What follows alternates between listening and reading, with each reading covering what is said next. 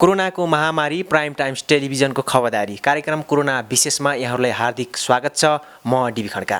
Corona नियन्त्रणको लागि देशका तीनैवटा सरकारले आफ्नो क्षेत्रबाट आफ्ना कार्यविधि बनाएर अगाडि बढिरहेका छन्। त्यस्तै गुल्मीको पश्चिम क्षेत्रमा पर्ने माइलिका गाउँपालिकाले पनि कोरोना नियन्त्रणको लागि विभिन्न किसिमका कार्यहरू गर्दै आएको छ। विशेषतः बागलुङसँग सिमाना जोडिएको यस गाउँपालिकाले कसरी उच्च सतर्कता अपनाएर काम गरिरहेको छ त यस विषयमा हामी माइलिका गाउँपालिकाका प्रमुख प्रशासकीय अधिकृत दीपक भण्डारीसँग केही कुराकानी गर्न गइरहेका छौँ। सरलाई कार्यक्रममा स्वागत छ। धन्यवाद यहाँलाई र प्राइम टाइम हेरेर बस्नुभएका सम्पूर्ण दर्शकहरूलाई समेत म धन्यवाद दिन चाहन्छु। अब यो विश्व नै जुन तर्सित हुने गरेर कोरोना फैलिसकेपछि माइलिका गाउँपालिकाले कोरोना नियन्त्रणको लागि के कस्ता कार्यहरू गरिरहेछ सर? यहाँले जुन प्रश्न उठाउनु भएको छ, हामीहरूले गाउँपालिकाभित्र स्थानीय सरकारको अधिकार अन्तर्गत रहिकन नागरिकहरूसँग प्रत्यक्ष टचमा रहेर केही सचेतनामूलक कार्यक्रमहरू, नियन्त्रणात्मक कार्यक्रमहरू, निरोधात्मक कार्यक्रमहरू सञ्चालन गरेका छौँ। विशेष गरिकन सचेतनामूलक रूपबाट हामीले कोरोनाको महामारी फैलिए सँगसँगै सचेत रहँदै प्रोएक्टिभ म्यानेजमेन्टको अवधारणा अनुरूप हामीहरूले नागरिकहरूलाई सेन्सिटाइज गर्ने, सचेतना फैलाउने, नागरिकहरूलाई चाहिँ सुरक्षित रहने उपायहरू सिकाउने आदि कार्यको लागि नागरिकहरूको त्यहाँ सम्भावित मिडियाहरूलाई प्रयोग गरेर, स्थानीय रूपबाट कटुवालहरूको प्रयोग गरेर हाक समेत हालिकन हामीले नागरिकहरूलाई यो कोरोना नियन्त्रणका उपायहरूको बारेमा जानकारी गराएका थियौँ। यस्तै गरी हाम्रो सबै वडाका विभिन्न ठाउँहरूमा करिब 450 ठाउँहरूमा फ्ल्यास प्रिन्ट तयारी गरेर नागरिकहरूले देख्ने जमघट हुने ठाउँहरूमा यी नियन्त्रणका उपायहरू सहितको फ्ल्यास प्रिन्ट टाँसेर पनि नागरिकहरूलाई सशक्तिकरण गरेका थियौँ। त्यसको अलावा हाम्रा गाउँपालिकाका जोडिएका नाकाहरूमा स्वयंसेवकहरूको नियुक्ति गरेर स्वयंसेवकहरूको समेत परिचालन गरिकन छिमेकी जिल्लाहरूबाट नागरिकहरूको भित्र प्रवेशलाई र भित्रका नागरिकहरूलाई बाहिर जाने कुराहरूमा हामीले नियन्त्रण गरेका छौँ। त्यस्तै गरी नागरिकहरू अनावश्यक रूपबाट भिडभाड हुन सक्ने ठाउँहरूको यकिन गरेर त्यस्ता ठाउँहरूमा पनि स्वयंसेवकहरूको माध्यमबाट नै हामीले त्यो अनावश्यक भिडभाड र हो हल्लालाई समेत हामीले त्यसलाई न्यूनीकरण गरेका छौँ। यो काममा हामीले हाम्रा जनप्रतिनिधिज्यूहरू, कर्मचारीहरू, हाम्रो स्थानीय क्लबहरू, त्यस्तै गरेर स्वयंसेवकहरूलाई पनि भोलिन्टियरले रूपबाट उहाँहरूलाई हाइली मोबिलाइज गरेर हामी अहिलेसम्म चाहिँ यसलाई हाम्रो तर्फबाट हाम्रो सामर्थ्यले भ्याएसम्म चाहिँ व्यवस्थित गर्ने र सुरक्षित गर्ने कामहरू गरेका छौँ। यो चाहिँ सचेतनामूलक रूपबाट गरिएका कामहरू भए। यस्तै गरी नागरिकहरूको दैनिक जीवनयापनलाई सहज बनाउनको लागि नागरिकहरूलाई हामीले राहतका कार्यक्रमहरू पनि विभिन्न मोडालिटीबाट हामीले नागरिकहरू समक्ष पुर्याएका छौँ। पहिलो चरणमा तत्काल मजदुर नागरिकहरू, अति विपन्न नागरिकहरूलाई लक्षित गरिकन 690 घर परिवारलाई हामीले 30 केजी चामल, 3 केजी दाल, 1 केजी नुन, 1 केजी तेल हामीले उहाँहरूलाई एउटा कार्यविधि बनाएर सर्वदलीय संयन्त्र मार्फत हामीले उहाँहरू समक्ष पुर्याएका थियौँ।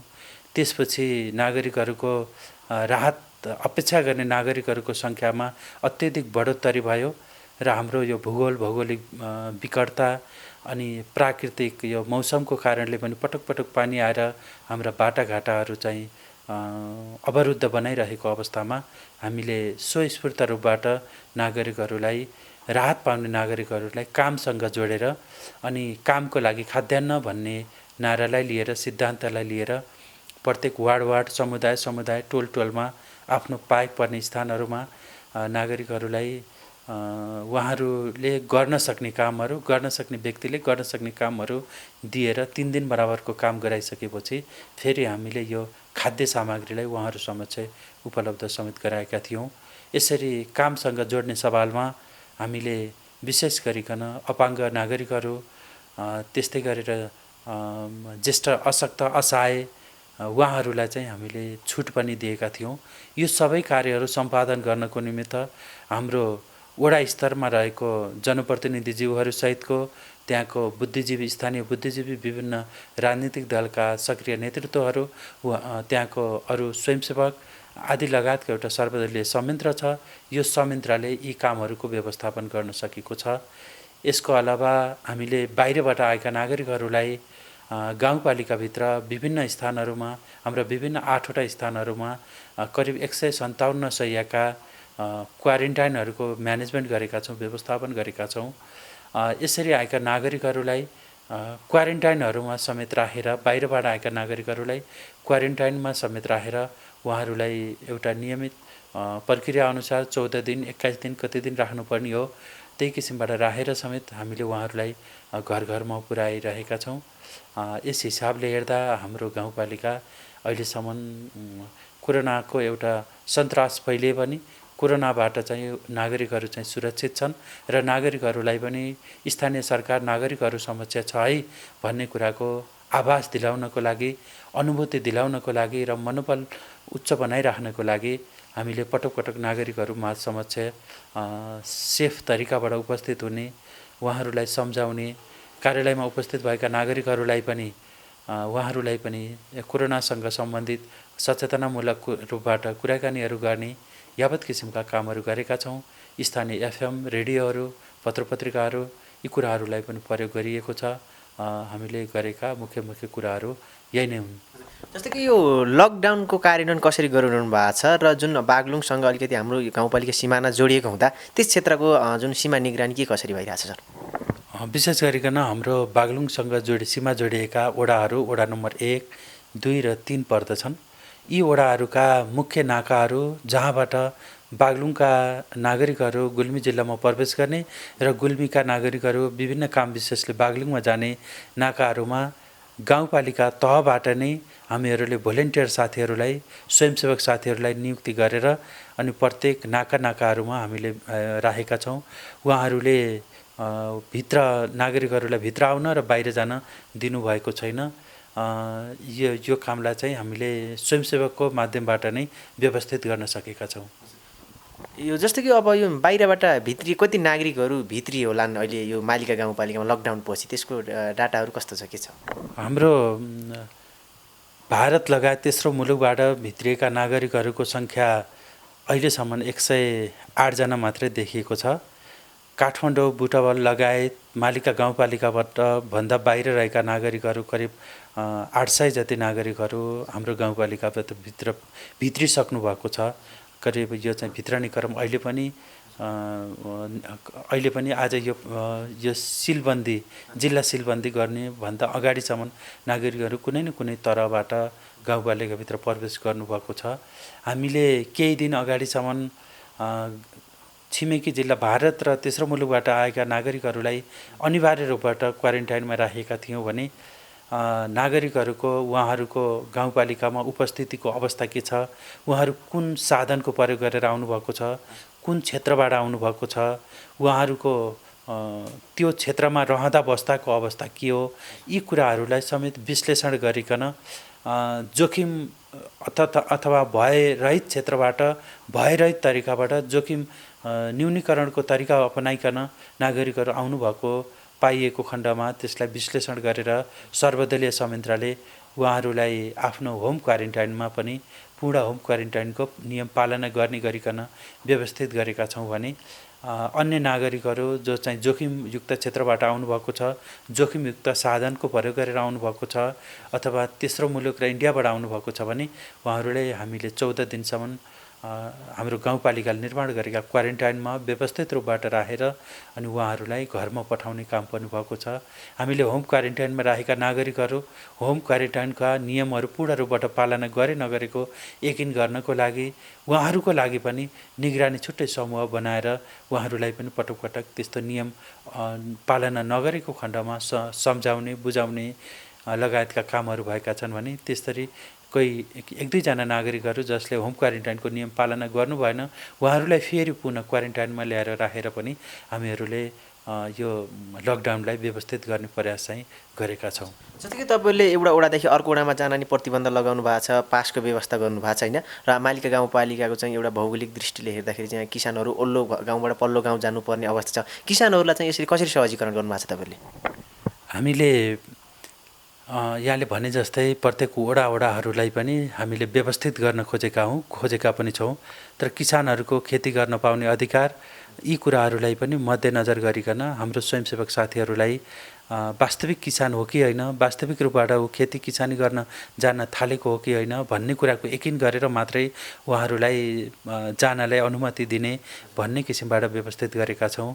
तर कहिलेकाहीँ के हुँदो रहेछ भने यावत किसिमबाट खेती गर्न जाने अनावश्यक रूपबाट चाहिँ बन रहेछन्। यी छिटपुट घटनाहरू बाहेक हामीले नागरिकहरूलाई जो वास्तविक रूपबाट समस्या परेर कुनै काम गर्नको लागि बाहिर जानुपर्ने हो अथवा गाउँपालिकामा आउनुपर्ने हो, जिल्लामा जानुपर्ने हो अथवा चाहिँ खेती किसानी गर्न जानुपर्ने हो, उहाँहरूको अवस्था र वास्तविकतालाई हेरिकन चाहिँ उहाँहरूलाई व्यवस्थित गर्ने कामहरू पनि गरेका छौँ। यसले गर्दा किसानहरू यो हाम्रो वडामा रहेको वडामा जुन हामीहरूले नागरिकहरूलाई आवतजावत नियन्त्रण गर्न खोजिरहेको छ यसले चाहिँ त्यति ठुलो प्रभाव परेको जस्तो मलाई लाग्दैन।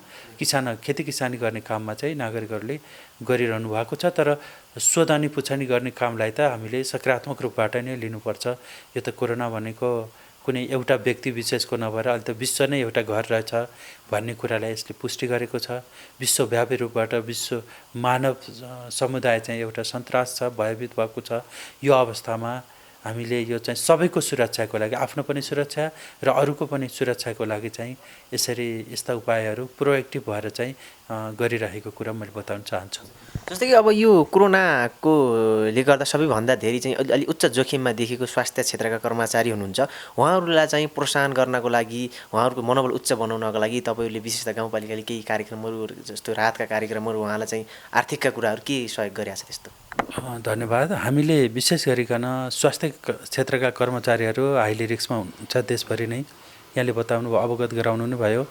मलाई लाग्छ हामीले सबैभन्दा पहिले लकडाउन हुनुभन्दा अगाडि नै यो कोरोनाको महामारी नेपालभित्र पनि फैलिँदैछ भन्ने कुराको पूर्व मूल्याङ्कन गरेर पिपी लगायतका सामग्रीहरूलाई र औषधिहरूलाई हामीले फास्ट ट्र्याकबाट गाउँपालिकामा भित्राइसकेका थियौँ। त्यसभन्दा पछाडि हाम्रा माननीय ज्यूहरूबाट अनि जिल्ला स्तरबाट पनि विभिन्न रूपबाट चाहिँ यी पिपी लगायतका सामग्रीहरू उपलब्ध भएका हुन्। त्यसभन्दा अगाडि नै हामीले हाम्रो गाउँपालिकालाई चाहिने न्यूनतम चाहिने सामग्रीहरू ल्याइसकेका थियौँ। यो पनि उहाँहरूको सेफ्टीको लागि हो। त्यस्तै गरिकन हाम्रो स्वास्थ्य कर्मीहरूको मनोबल उच्च राख्नको लागि र यो कोरोना नियन्त्रणको कार्यलाई पनि व्यवस्थित गर्नको लागि हामीले प्रत्येक स्वास्थ्य केन्द्रहरूमा 11वटा स्वास्थ्य केन्द्र लगायत स्वास्थ्य इकाइहरूमा हामीले हेल्थ डेस्कको स्थापना गरेका छौँ। त्यहाँ हेल्थ डेस्कमा काम गर्ने हाम्रा स्वास्थ्य कर्मीहरूको रोटेसन तयार भएको छ। उहाँहरूलाई प्रत्येक स्वास्थ्य केन्द्रहरूमा हामीले मासिक 20,000 रुपियाँ कम्तीमा उहाँहरूको लागि चिया खाजाको लागि भए पनि पुगोस् भनेर त्यसलाई पूर्व नै व्यवस्थित गरेका छौँ। त्यसको अलावा उहाँहरूलाई के इन्सेन्टिभ दिने भन्ने कुरामा हामीले थप निर्णय गर्न बाँकी नै छ। केही गर्न पनि सकिन्छ, हामीले सोचिराखेका पनि छौँ। त्योभन्दा अगाडि 20,000 रुपियाँ तपाईँहरूले पाउनुहुन्छ यस्तो एउटा स्वास्थ्य केन्द्रमा महिनाको भनेर उहाँहरूलाई जानकारी गराइसकेको अवस्था छ। अनि उहाँहरूले प्रत्येक दिन रिपोर्टिङ गर्नुभएको छ। उहाँहरूलाई केही समस्या प्रब्लम भयो भने हामीले त्यसको लागि सब्स्टिट्युट व्यवस्था पनि गरेका छौँ। उहाँहरूको हाम्रो स्वास्थ्य साथीहरूको सङ्ख्यालाई हामीले पर्याप्त बनाएका छौँ। हरेक स्वास्थ्य केन्द्रहरूमा विज्ञापन गरेर अस्थायी करारमा समेत स्वास्थ्य कर्मीहरूको नियुक्ति गरेर अनि यसरी स्वास्थ्य कर्मी साथीहरूलाई उहाँहरूको उच्च मनोबल साथ काम गर्नको लागि प्रेरणा प्रदान गरेका छौँ। र यसको अलावा हामी अब कार्यालयमा पनि केही कोर टिम कर्मचारीको कोर टिम छ जसमा गाउँपालिकाको स्वास्थ्य संयोजक, त्यस्तै गरिकन लेखाको साथी, आइटीको साथी, यो लगायतको कर्मचारीको टिमलाई पनि हामीले चाहिँ उच्च मनोबलका साथ चाहिँ गाउँपालिकामा उपस्थित भएर काम गर्नको लागि उहाँहरूलाई चाहिँ प्रोत्साहन गरेका छौँ र हामी सँगसँगै लिएर हिँडेका छौँ। अब थोरै यो विकास निर्माणका कार्यहरूको चर्चा गरौँ। अब माइलका गाउँपालिका अलिकति भौगोलिक हिसाबले पनि पछाडि छ र जुन यो कोरोनाका कारणले गर्दाखेरि विकासका योजनाहरू त अहिले ठप्पै नै छन्, केही योजनाहरू सञ्चालनमा पनि छन्। कसरी गरिरहनु भएको छ अनि अहिलेसम्म कति बजेट खर्च भयो होला, अझै कति बाँकी छ, यसको बारेमा केही प्रश्न पारिदिनु न। धन्यवाद। यहाँले जे उठाउनु भयो वास्तवमा हाम्रो देशको सवालमा आर्थिक वर्षको म्याक्सिमम रूपबाट विकास निर्माणका कामहरू हुने र विकास खर्च हुने महिना भनेको यही दोस्रो र तेस्रो चौमासिकलाई लिइन्छ, जसमा चाहिँ मङ्सिरदेखि असाढसम्मका महिनाहरूमा चाहिँ म्याक्सिमम रूपबाट स्रोत खर्च हुने समयको रूपबाट लिइन्छ। करिब चाहिँ मङ्सिर र पुस माघ 3 महिनाभन्दा पछाडि फागुन लगाइसकेपछि यसले हाम्रो कोरोनाले चाहिँ विश्वव्यापी रूपबाट प्रभाव पारे जस्तै मालिका गाउँपालिकामा पनि केही प्रभावहरू पार्यो। हामीले गरिरहेका कामहरूलाई चटक्क छोडेर जहाँ चलिरहेको थियो त्यही नै टपक्क छोडेर पनि अगाडि बढ्नुपर्ने केही कामहरू पनि भए। केही कामहरूलाई हामीले फेरि यो कोरोनाको अलिकति नियन्त्रण र लकडाउनको लागि देशव्यापी रूपबाट भएको थोरै खुकुलोपनालाई र सङ्घीय सरकार तथा प्रदेश सरकारले समेत विकास निर्माणका कामहरूलाई चाहिँ सामाजिक दूरीलाई कायम गर्दै जोखिम न्यूनीकरणका उपायहरू समेत अपनाएर चाहिँ निरन्तरता दिने भन्ने किसिमका निर्देशनहरूलाई समेत पालना गर्दै फेरि केही विकास निर्माणका कामहरू पनि हामीले सुरुवात गरेका छौँ। यसरी काम गर्ने सवालमा हामीले जुन टेन्डर प्रक्रियाबाट गर्नुपर्ने पूर्वाधार निर्माणका कामहरू थिए, यसको लागि पिपिएमओको वेबसाइटमै टेन्डरको लागि चाहिँ पटक पटक चाहिँ स्थगित गर्ने अथवा यसको चाहिँ टाइम म्याद थप्ने लगायतका कामहरूले पनि यो चाहिँ प्रभावित हुँदाहुँदै पनि हामीले हाम्रा ठुला बाटाहरू पूर्वाधार विकासका ठुला योजनाहरूलाई चाहिँ हामीले सुरुवात गरेका छौँ। पालनाका कामहरू आजभोलि पनि चलिरहेका छन्। उहाँहरूले जोखिम न्यूनीकरणका उपायहरूलाई अपनाएर ती कन्ट्र्याक्टरहरूले ती कामहरू सञ्चालन गरिरहनु भएको छ। केही कामहरू हाम्रो निर्माण सम्पन्न भएर हामीहरूले भुक्तानी दिने चरणमा छौँ। सामान्यतः वडा स्तरमा सञ्चालन हुने उपभोक्ता समितिबाट गरिने कामहरू, ती कामहरूको लागि पनि जोखिम रहित तरिकाबाट जोखिम न्यूनीकरणका उपायहरूलाई अवलम्बन गर्दै कार्य सम्पादन गर्नको लागि र विकास निर्माणसँग जोडिएका कामहरू गर्नको लागि हामीले हाम्रा वार्ड अध्यक्षज्यूहरू मार्फत वडा संयन्त्रहरूलाई समेत अनुरोध गरेका छौँ। जुन क्षेत्रमा हाइली रिस्क हुन्छ ती रिस्क भएका कुराहरूलाई हामीले यो वर्ष स्थगित गर्ने र रिस्क कम भएका तर काम गर्न सकिने कामहरू स्रोत र साधन उपलब्ध हुन सक्ने सम्भाव्यता भएसम्म चाहिँ ती कामहरू गरिरहेका पनि छौँ। यसरी काम गर्दै जाने क्रममा केही उपभोक्ता समितिबाट सम्पन्न गरिएका योजनाहरूको लागि भुक्तानी माग्नको लागि पनि हाम्रा नागरिकहरू गाउँपालिका समक्ष उपस्थित हुनुभएको छ। हाम्रो लकडाउन भए पनि हाम्रो गाउँपालिका यो लकडाउनको पिरियड अवधिभर चाहिँ हामीले गाउँपालिकालाई चाहिँ खुल्ला नै राखेका थियौँ। एउटा त हामीले यो कोरोनाको गाउँपालिकाभित्रको म्यानेजमेन्टको लागि पनि गाउँपालिकालाई चाहिँ खुल्ला राख्नुपर्ने अवस्था थियो। अनि दोस्रो कुरा चाहिँ नागरिकहरूको जीवनयापनलाई सहज बनाउनको लागि पनि गाउँपालिकालाई हामीले खुल्ला नै राखेका थियौँ। तेस्रो चाहिँ हुँदै गरेका कामहरू विकास निर्माणका कामहरू जो चाहिँ हाई रिस्कमा छैनन् र सामान्य सहजीकरणले सम्पन्न हुन सक्छन् त्यस्ता कामहरूको लागि पनि सहजीकरण गर्नको लागि पनि हामीले गाउँपालिकालाई खुल्ला राखेका थियौँ र अहिले पनि हामीले यसलाई चाहिँ सोही किसिमबाट व्यवस्थित गरेका छौँ। अहिलेसम्म हाम्रो खर्चको प्रतिशतलाई हेर्दा विकास खर्च 32.23% हाम्रो खर्च भएको छ र चालु खर्च करिब 58% खर्च भएको छ हामीसँग। यसरी अब हाम्रो विकास खर्च त प्रभावित भइ नै हाल्यो, यहाँले पनि बताउनु भयो। अनि चालु खर्च पनि विशेष गरेर नियमित हुने खर्चहरू, तलब भत्ताका कुराहरू अनि यी कुराहरूमा चाहिँ बढी खर्च भएको देखिन्छ। मलाई लाग्छ अझै हामीले अब यो भयभीत वातावरण सिर्जना भएन। जिल्ला सिलबन्दी हुँदै गर्दाखेरिमा बाहिरबाट इन्डिया अथवा प्रभावित ठाउँबाट नागरिकहरू गाउँपालिकाभित्र प्रवेश गर्नु भएन। प्रवेश गर्ने कुरामा हामी सबै मिलेर त्यसलाई रोक लगाउन सकियो अथवा त्यस्ता नागरिकहरूलाई बाहिर नै उहाँहरूको मानवीय संवेदनशीलतालाई मध्यनजर गरेर सुरक्षित गर्न सकियो भने हाम्रो गाउँपालिका सुरक्षित छ।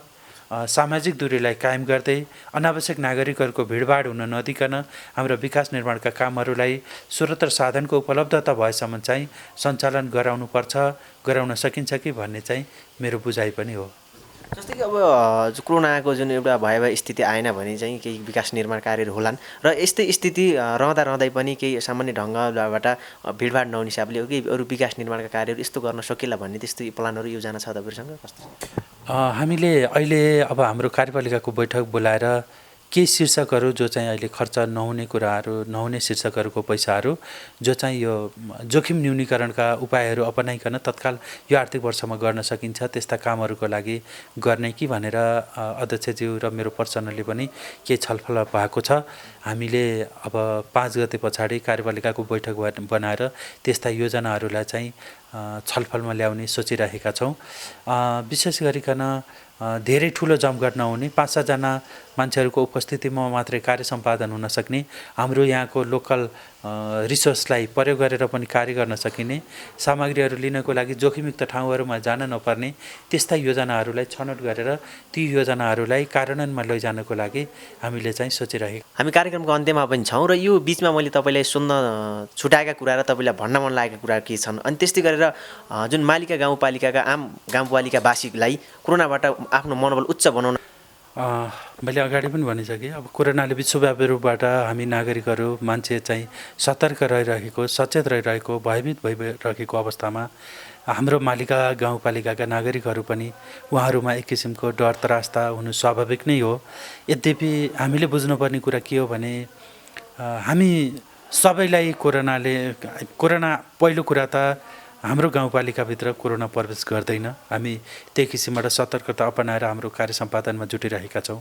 दोस्रो कुरा सबै नागरिकहरूलाई कोरोना लाग्दैन।